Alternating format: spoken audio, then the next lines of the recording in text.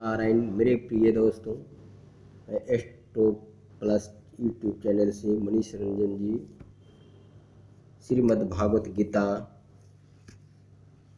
का अध्ययन करने जा रहा हूँ।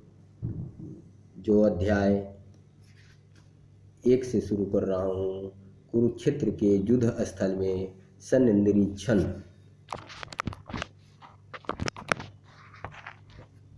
कुरुक्षेत्र के युद्ध स्थल में सैन्य निरीक्षण। धृतराष्ट्र जी कहते हैं, धृतराष्ट्रवाच धर्म क्षेत्रे कुरुक्षेत्रे संवेतायुत्सवः माम कहा पांडवाश्चैव किम कुर्वन्ति संजय। धृतराष्ट्रवाच, धृतराष्ट्र कहते हैं, राजा धृतराष्ट्र ने कहा धर्म क्षेत्रे, धर्म भूमि माने धर्म तीर्थ स्थल में कुरुक्षेत्र नामक स्थान में समवेता माने एकत्र, यही उत्सव युद्ध करने की इच्छा, माम कह मैंने मेरे पक्ष यानी पुत्रों पक्ष, पांडव के पुत्रों ने, च तथा एक एव माने निश्चय ही, किम माने क्या, अक्रूवत माने किया, संजय हे संजय। कहते हैं धृतराष्ट्र ने कहा, हे संजय, धर्म भूमि कुरुक्षेत्र में युद्ध की इच्छा से एकत्र हुए मेरे तथा पांडव के पुत्रों ने क्या किया। धर्म क्षेत्रे कुरुक्षेत्रे संवेताय उत्सव माम का पांडवाश्च किमु कुर्वते संजय। तात्पर्य, कहने का तात्पर्य है, भगवत गीता एक बहुपठित आस्तिक विज्ञान है जो गीता महात्म्य में सारे रूप में दिया हुआ है। इसमें यह उल्लेख है कि मनुष्य को चाहिए कि वह श्री कृष्ण के भक्त की सहायता से समीक्षण करते हुए भगवत गीता का अध्ययन करे और स्वार्थ प्रेरित व्याख्याओं के बिना उसे समझने का प्रयास करे। अर्जुन ने जिस प्रकार से साक्षात भगवान श्री कृष्ण से गीता सुनी थी, उसका उपदेश ग्रहण किया, इस प्रकार की स्पष्ट अनुभूति का उदाहरण भगवत गीता में ही है और दूसरे में नहीं है। यदि उसी गुरु परंपरा से निजी स्वार्थ से प्रेरित हुए बिना किसी को भगवत गीता समझने का सौभाग्य प्राप्त हो जाए तो समस्त वैदिक ज्ञान तथा विश्व के समस्त शास्त्रों के अध्ययन को पीछे छोड़ देगा। पाठक को भगवत गीता में न केवल अन्य शास्त्रों की सारी बातें मिलेंगी, अपितु ऐसी बातें भी मिलेगी जो अन्यत्र कहीं उपलब्ध नहीं है। दोस्त, यही गीता का विशिष्ट मानदंड है। स्वयं भगवान श्री कृष्ण द्वारा साक्षात उच्चरित होने के कारण यह पूर्ण आस्तिक विज्ञान है। महाभारत में वर्णित धृतराष्ट्र तथा संजय की वार्ताएं इस महान दर्शन के मूल सिद्धांत का कार्य करती हैं। माना जाता है कि इस दर्शन की प्रस्तुति कुरुक्षेत्र के युद्ध स्थल में हुई, जो वैदिक युग से पवित्र तीर्थ स्थल रहा। इसका प्रवचन भगवान द्वारा मानव जाति के पथ प्रदर्शन हेतु तब किया गया जब वे इस लोक में स्वयं उपस्थित थे।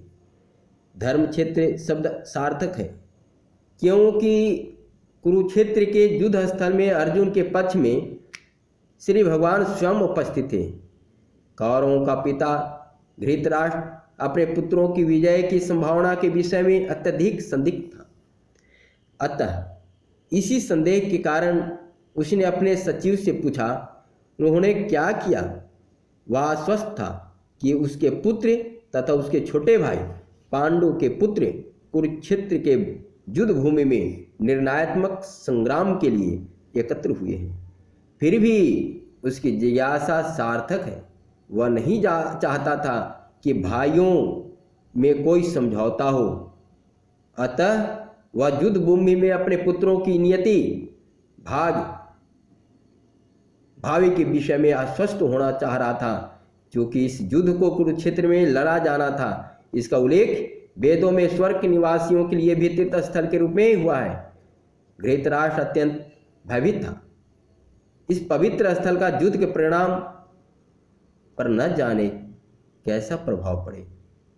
उसे भली भांति ज्ञात था इसका प्रभाव अर्जुन तथा पांडु के अन्य पुत्रों पर अत्यंत अनुकूल पड़ेगा, क्योंकि स्वभाव से वे सभी पुण्यात्मा थे।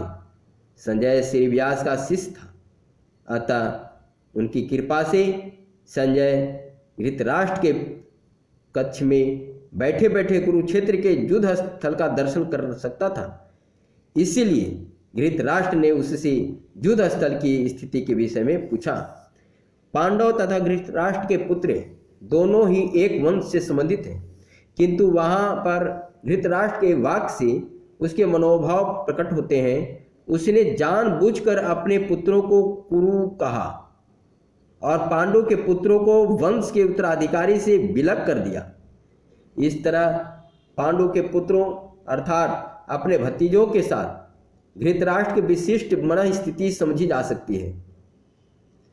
जिस प्रकार धान के खेत से अवांछित पौधों को उखाड़ दिया जाता है, उसी प्रकार इस कथा के आरंभ से ही ऐसी आशा की जाती है कि जहां धर्म के पिता श्री कृष्ण उपस्थित हों, वहां कुरुक्षेत्र रूपी खेत में दुर्योधन आदि धृतराष्ट्र के पुत्र रूपी अवांछित पौधों को समूल नष्ट करके युधिष्ठिर आदि नितांत धार्मिक पुरुषों की स्थापना की जाएगी।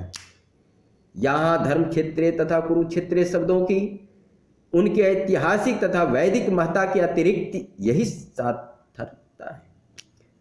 संजय कहते हैं, दृष्टा तो पांडवानिकम वयोढ़ दुर्योधन आचार्य मुपसंगम्य राजा वचन ब्रवीत। संजय वाच कहते हैं, संजय ने कहा, हे राजन, पांडु पुत्रों द्वारा सेना की व्यूह रचना देखकर राजा दुर्योधन अपने गुरु के पास गया और उसने ये शब्द कहे। कहने का तात्पर्य है, धृतराष्ट्र जन्म से अंधा था, दुर्भाग्यवश वह आध्यात्मिक दृष्टि से भी वंचित था।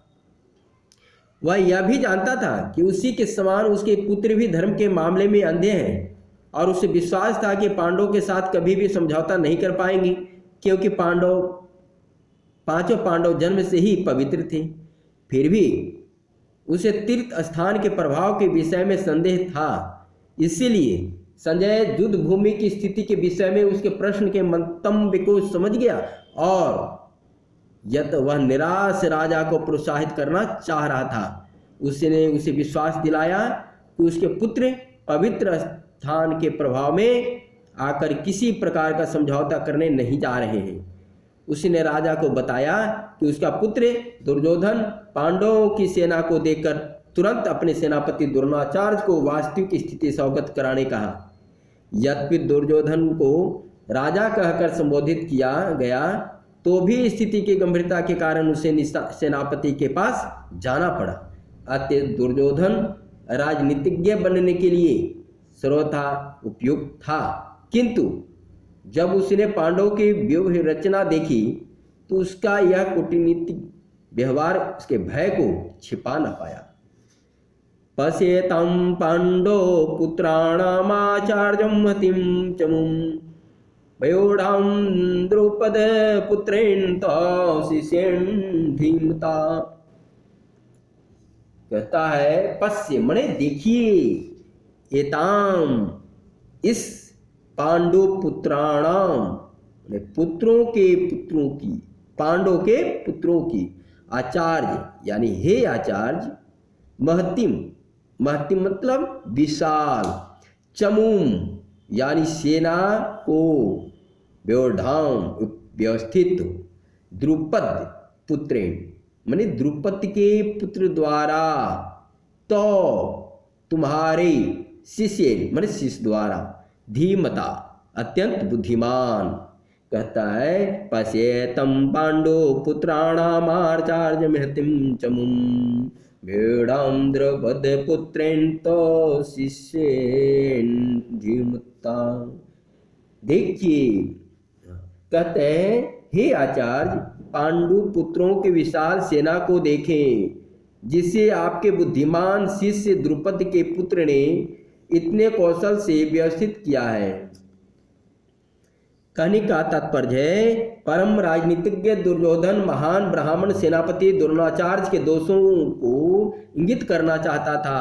अर्जुन की पत्नी द्रौपदी के पिता राजा द्रुपद के साथ द्रोणाचार्य का कुछ राजनीतिज्ञ झगड़ा था।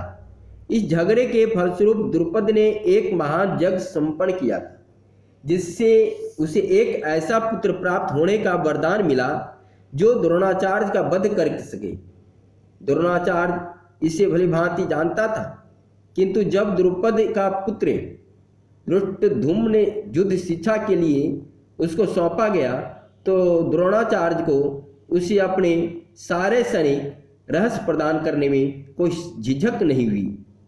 अब धृष्टद्युम्न कुरुक्षेत्र की युद्ध भूमि में पांडवों का पक्ष ले रहा था। उसने द्रोणाचार्य से जो कला सीखी थी उसी के आधार पर उसने यह रचना की थी। दुर्योधन ने द्रोणाचार्य की इस दुर्बलता की ओर इंगित किया, जिससे वह युद्ध में सजग रहे और समझौता न करे। इसके द्वारा वह द्रोणाचार्य को यह भी बताना चाह रहा था कि कहीं वह अपने प्रिय शिष्य पांडवों के प्रति युद्ध में उदारता न दिखा बैठे। विशेष रूप से अर्जुन उसका अत्यंत प्रिय एवं तेजस्वी शिष्य था। दुर्योधन ने यह भी चेतावनी दी कि युद्ध में इस प्रकार की उदारता से हार हो सकती है। अत्रे श्रीरामहेश्वासा भीमार्जुन समायुधि ययोधानो विराटश्च द्रुपदश्च महारथ। कहता है अत्य माने यहाँ, सुरा बीर, महा माने ईसु, आशा मने महान, धनुर्धर भीम अर्जुन, भीम तथा अर्जुन, क्षमा मने के समान, युद्धि युद्ध में, युद्धान विराट, द्रुपद रथ महान योद्धा, च मने भी और रथ महारथ महान योद्धा।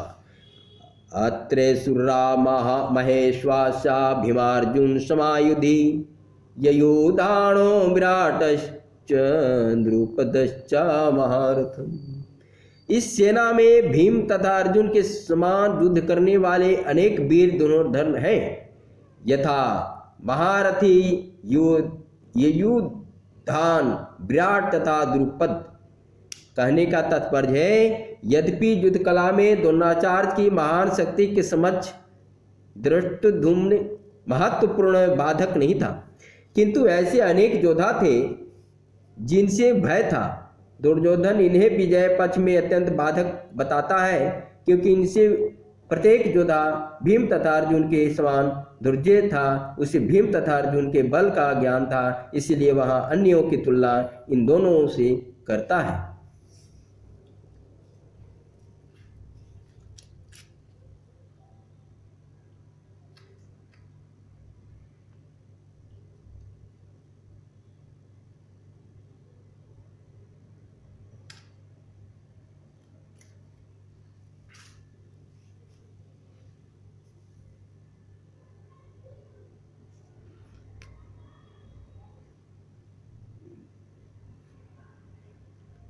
कहते हैं घृत केतुश्चिकितान काशीसारगस्य भृज्यवान प्रुज्जीत कुंती भौजश्च सभ्यश्च नरपुंगव। कहने मतलब घृत केतु चेकिस्तान माने चेकिस्तान है, काशीराज माने काशीराज, च माने भी, और बीर्जवान मन अत्यंत शक्तिशाली को कहते हैं। पुरुजित मन पुरोजित, नरपुंग मानव समाज में वीर। इस तरह से कहते हैं दृष्टकेतु श्वेकितान काशीराजश्च वीर्यवान पुरोजित कुंती भोजश्च सभ्यश्च नरपुंग। इनके साथ ही घृत केतु चेकितान काशीराज पुरुचित कुंती भोज तथा सभ्य जैसे महान शक्तिशाली योद्धा भी हैं। योद्धा मनुष्य विक्रांत उत्तमौजाश्च वृज्यवान् सौभाद्रो द्रौपद्याश्च सर्वेयो महारथ। पराक्रमी युधामणियों, अत्यंत शक्तिशाली उत्तमौजा, सुभद्रा का पुत्र तथा द्रौपदी के पुत्र, ये सभी महारथी हैं। अस्माकं तु विशिष्टा एतानि बोध दिवेजोतम नायका मम सन्न्यस्य संज्ञार्थतां ब्रवीमीते। कहते हैं, किंतु हे ब्राह्मण श्रेष्ठ, आपकी सूचना के लिए मैं अपनी सेना के उन नायकों के विषय में बताना चाहूँगा जो मेरी सेना को संचालित करने में विशेष रूप से निपुण हैं। भवान भीष्मश्च कर्णश्च कृतश्च। किंतु हे ब्राह्मण श्रेष्ठ, आपकी सूचना के लिए मैं अपनी सेना के उन नायकों के विषय में बताना चाहूँगा कि जो मेरी सेना को संचालित करने में विशेष रूप से निपुण हैं। भवान भीष्मश्च कर्णश्च कृपश्च समीतिंज अश्वत्थामा विकर्णश्च सौमदत्तिस्तैव च। मेरी सेना में स्वयं आप भीष्म, कर्ण, कृपाचार्य, अश्वत्थामा, विकर्ण तथा सोमदत्त का पुत्र भूरिश्रवा आदि हैं जो युद्ध में सदैव विजयी रहे हैं। तात्पर्य, दुर्योधन उन आदित्य युद्धवीरों का उल्लेख करता है जो सदैव विजय होते हैं। विकर्ण दुर्योधन के भाई हैं, अश्वत्थामा द्रोणाचार्य का पुत्र हैं और सोमदत्ति या भूरिश्रवा बर्हिकों के राजा के पुत्र हैं। कर्ण अर्जुन का आधा भाई है क्योंकि वह कुंती के गर्भ से राजा पांडु के साथ विवाहित होने के पूर्व उत्पन्न हुआ था। कृपाचार्य की जुड़वा बहन द्रोणाचार्य को ही ब्याही थी। अन्य च बहवा शूरा मदते व्यक्ति जीविता नाना शस्त्र प्रहरण सर्वे युद्धे विशारत। ऐसे अनेक वीर भी हैं जो मेरे लिए अपने जीवन त्याग करके लिए उद्यत हैं। वे विविध प्रकार के हथियारों से सुसज्जित हैं और युद्ध विद्या में निपुण हैं। कहने का तात्पर्य है, जहाँ तक अन्यों का तथा जयद्रथ, कृतवर्मा तथा शल्य की संबंध है, वे सब दुर्योधन के लिए अपने प्राणों की आहुति देने के लिए तैयार रहते थे। दूसरे शब्दों में यह पूर्ण निश्चित है कि वे अब पापी दुर्योधन के दल में सम्मिलित होने के कारण कुरुक्षेत्र के युद्ध में मारे जाएंगे। निस्संदेह अपने मित्रों की संयुक्त शक्ति के कारण दुर्योधन अपनी विजय के प्रति आश्वस्त था। अपर्याप्तं तदम अस्माकं बलं भीष्माभिरक्षितं पर्याप्तं ते विदमि तेषां बलं विभाभिरेक्षितं। हमारी शक्ति अपरिमेय है और हम सब पितामह द्वारा भलीभांति संरक्षित हैं, जबकि पांडवों की शक्ति भीम द्वारा भलीभांति संरक्षित होकर भी सीमित है। कहने का तात्पर्य है, यहाँ पर दुर्योधन की तुलनात्मक शक्ति का अनुमान प्रस्तुत किया गया है। वह सोचता है कि अत्यंत अनुभवी सेनानायक भीष्म पितामह के द्वारा विशेष रूप से संरक्षित होने के कारण उसकी सशस्त्र सेनाओं की शक्ति अपरिमेय है। दूसरी ओर पांडवों की सेनाएं सीमित हैं क्योंकि उनकी सुरक्षा एक कम अनुभवी नायक भीम द्वारा की जा रही है, जो भीष्म की तुलना में नगण्य है। दुर्योधन सदैव भीम से चर्चा करता था क्योंकि वह जानता था यदि उसकी मृत्यु कभी हुई भी तो वह भीम के द्वारा ही होगी, किंतु साथ ही उसे दृढ़ विश्वास था कि भीष्म की उपस्थिति में उसकी विजय निश्चित है, क्योंकि भीष्म कहीं अधिक उत्कृष्ट सेनापति हैं। वह युद्ध में विजयी होगा, यह उसका दृढ़ निश्चय था। अयन्येषु च सर्वेषु यथा भागमवस्थितता भीष्मेवाभिरचन्तु भवन्तः सर्वे योहि। अतएव सन्निव्यूह में अपने अपने मोर्चों पर खड़े रहकर आप सभी भीष्म पितामह को पूरी सहायता दी। कहने का तात्पर्य है, भीष्म पितामह के शौर्य की प्रशंसा करने के बाद दुर्योधन ने सोचा कि कहीं अन्य योद्धा यह न समझ ले कि उन्हें कम महत्व दिया जा रहा है। अतः दुर्योधन ने अपने सहज कूटनीतिज्ञ ढंग से स्थिति संभालने के उद्देश्य से उपयुक्त शब्द कहे। उसने बलपूर्वक कहा कि भीष्म देव निसंदेह महानतम योद्धा हैं, किंतु अब वे वृद्ध हो चुके हैं। अतः प्रत्येक सैनिक को चाहिए कि चारों ओर से उनकी सुरक्षा का विशेष ध्यान रखें।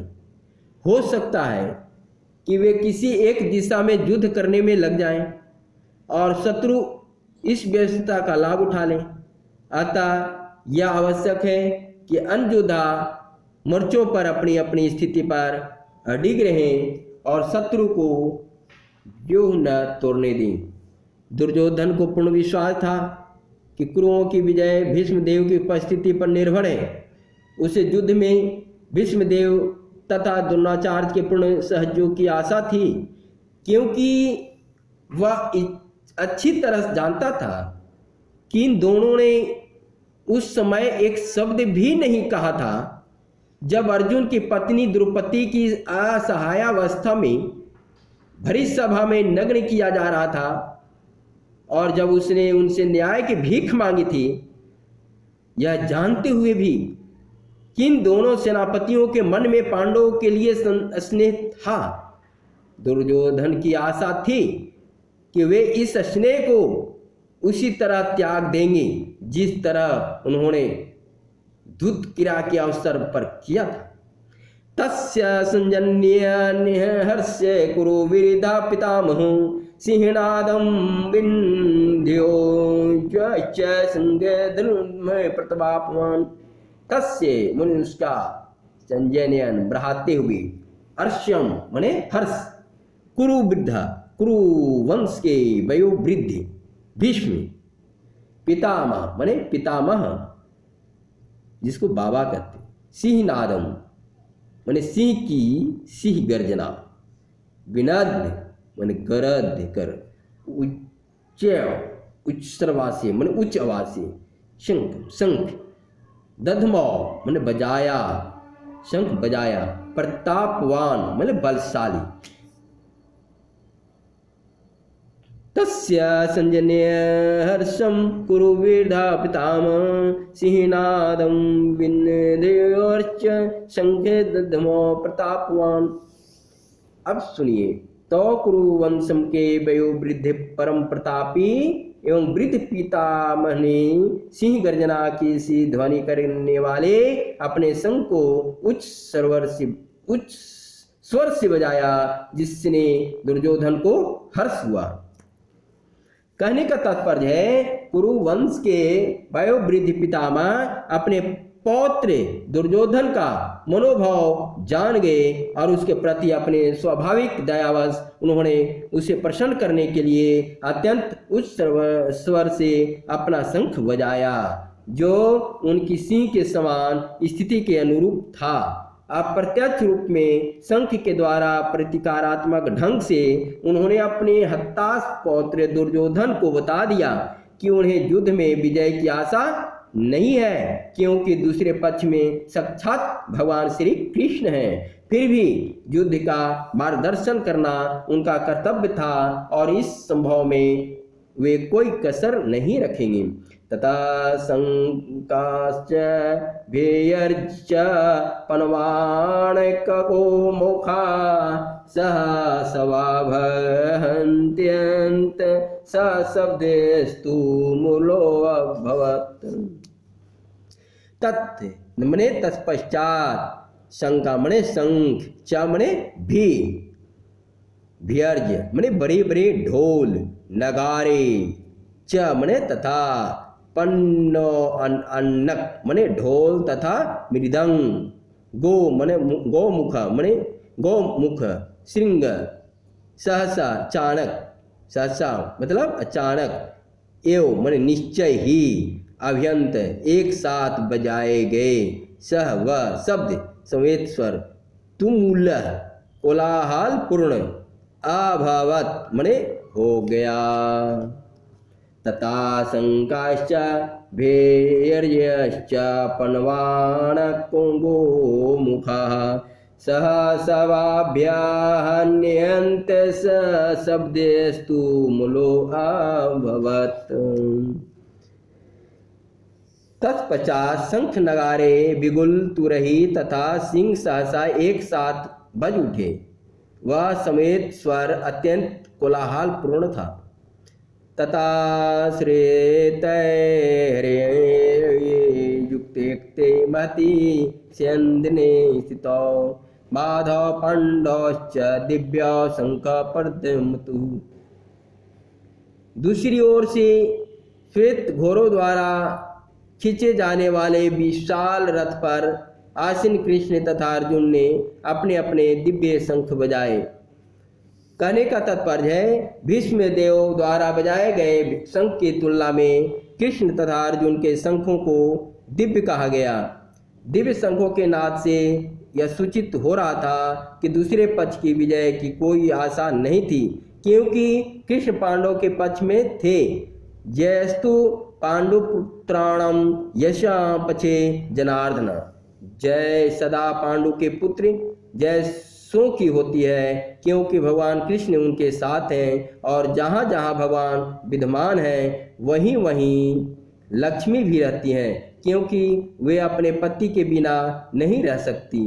अतः जैसा कि विष्णु या भगवान कृष्ण के शंख द्वारा उत्पन्न दिव्य ध्वनि से सूचित हो रहा था, विजय तथा श्री दोनों ही अर्जुन की प्रतीक्षा कर रही थी। इसके अतिरिक्त जिस रथ में दोनों मित्र आसीन थे वह अर्जुन को अग्नि देवता द्वारा प्रदत्त था।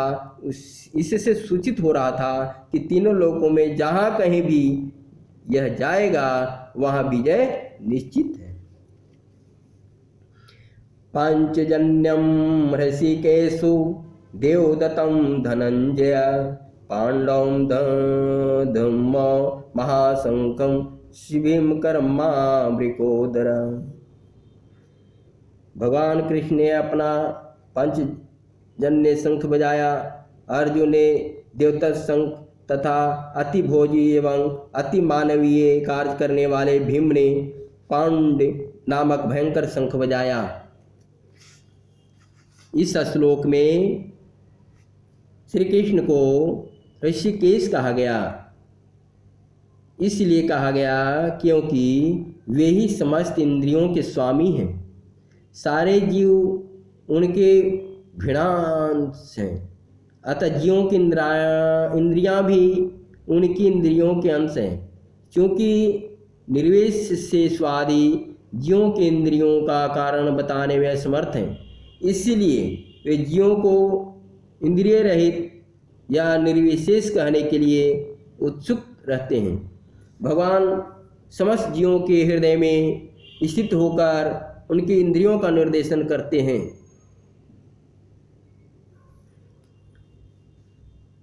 इसीलिए जीवों को इंद्रिय निर्वेश करने के लिए उत्सुक रहते हैं। भगवान समस्त जीवों के हृदयों में स्थित होकर उनके इंद्रियों का निर्देशन करते हैं, किंतु वे इस तरह निर्देशन करते हैं कि जीव उनकी शरण ग्रहण कर ले, और विशुद्ध भक्त की इंद्रियों का तो वे प्रत्यक्ष निर्देशन करते हैं। यहाँ कुरुक्षेत्र की युद्ध भूमि में भगवान कृष्ण अर्जुन की दिव्य इंद्रियों का निर्देशन करते हैं, इसीलिए उनको ऋषिकेश कहा गया।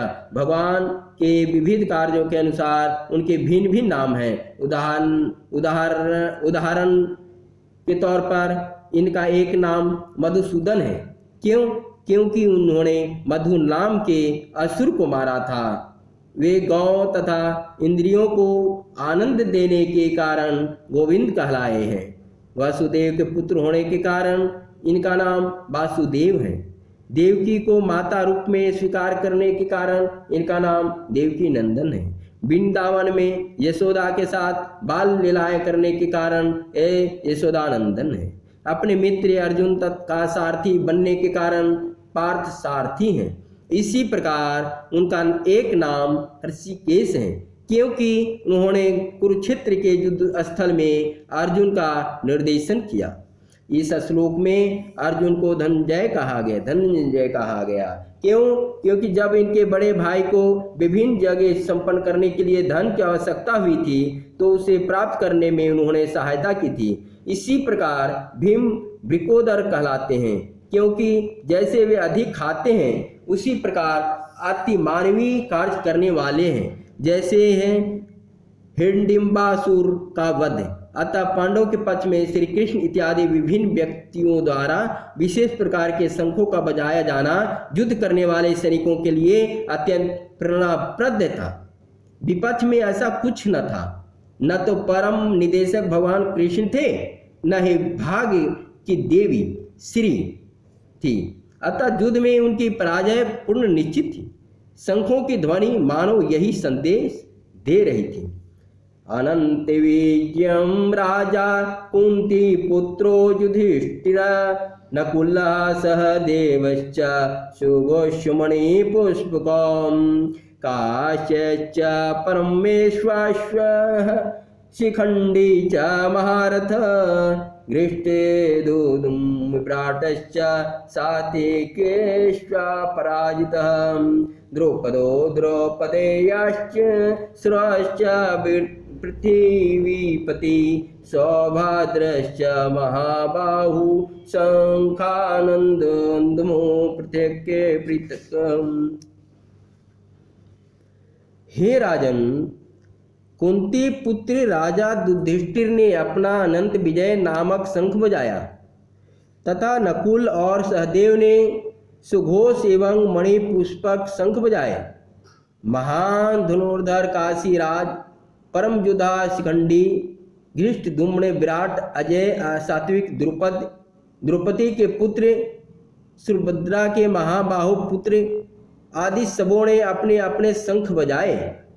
कहने का तात्पर्य है, संजय ने राजा धृतराष्ट्र को अत्यंत चतुराई से यह बता दिया कि पांडवों के पुत्रों को धोखा देने तथा राज सिंहासन पर अपने पुत्रों को आसीन कराने की यह अविवेकपूर्ण नीति अश्लाघनीय नहीं थी।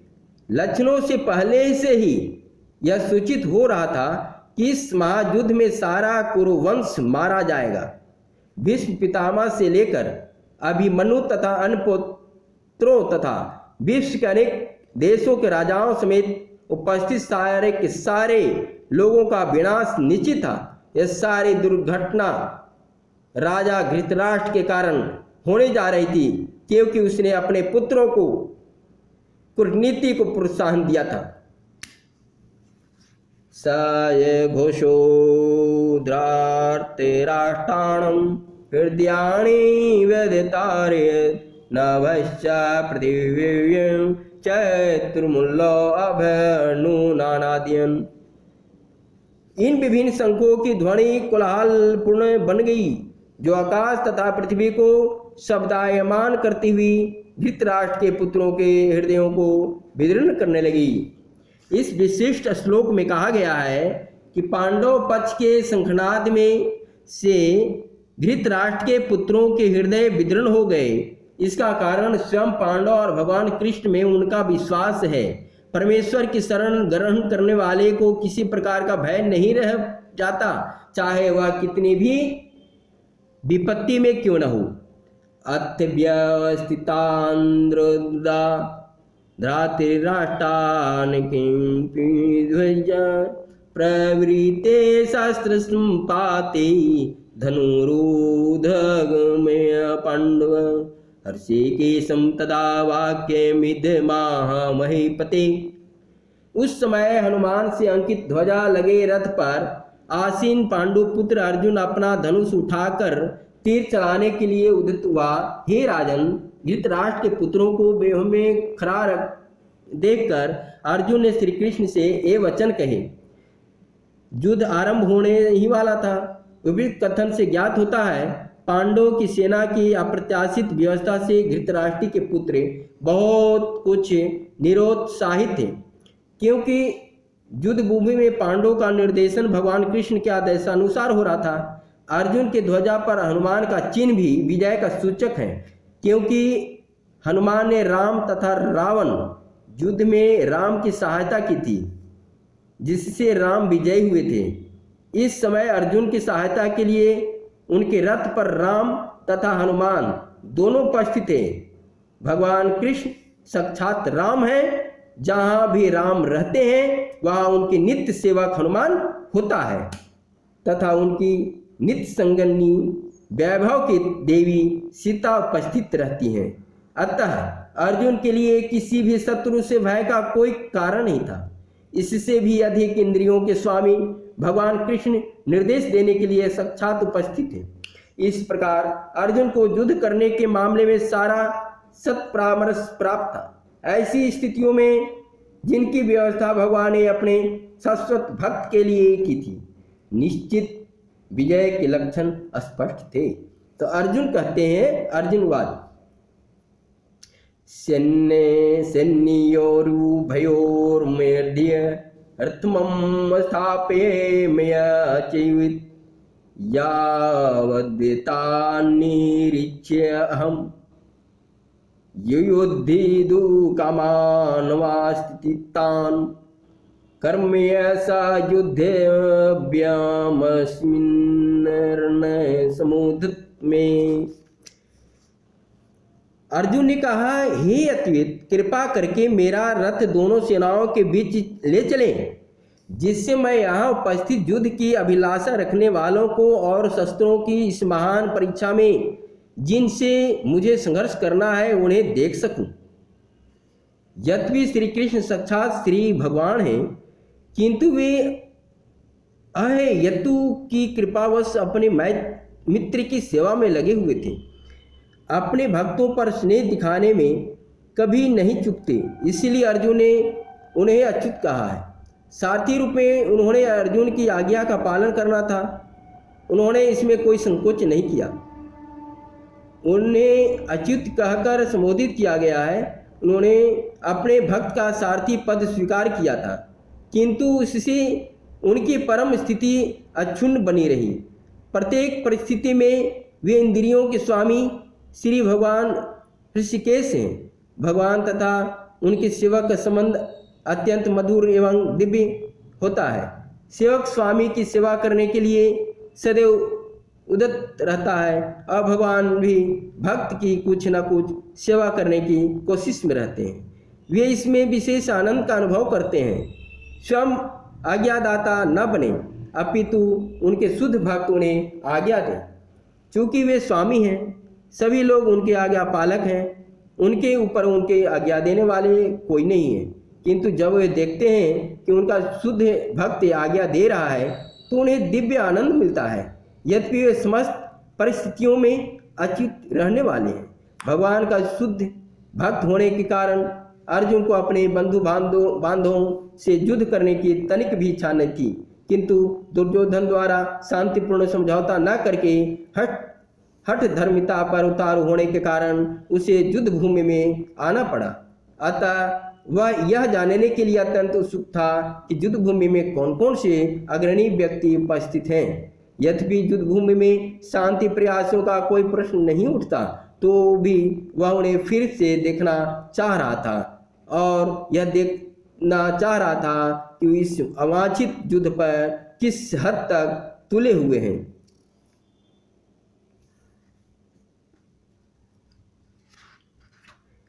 अब इसी तथ्य के साथ आप लोगों को अर्शवा लेते अपने वाणी को विराम देता हूँ। फिर एस्ट्रो प्लस आपको नेक्स्ट आगे फिर भागवत गीता का वक्तव्य सुनाएंगे। जय श्री कृष्णा। प्रेम भक्ति पूर्वक एक बार नमन करें और बोलें, हरे राम राम राम हरे हरे, हरे कृष्णा कृष्णा कृष्णा हरे हरे, हरे राम राम राम हरे हरे, हरे कृष्णा कृष्णा कृष्णा हरे हरे, हरे राम राम राम हरे हरे, हरे कृष्णा कृष्णा कृष्णा हरे हरे, हरे राम राम राम हरे हरे, हरे कृष्णा कृष्णा कृष्णा हरे हरे, हरे राम राम राम हरे हरे, हरे कृष्णा कृष्णा कृष्णा हरे हरे। मित्रों,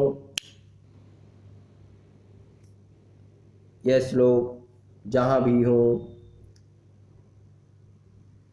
हमारे प्रभु सभी का प्रभु का एक बहुत प्रसन्न करने का श्लोक है।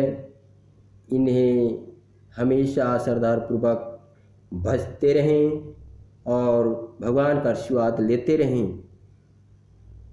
जय श्री कृष्णा, नमो नारायण। जय श्री कृष्णा, जय श्री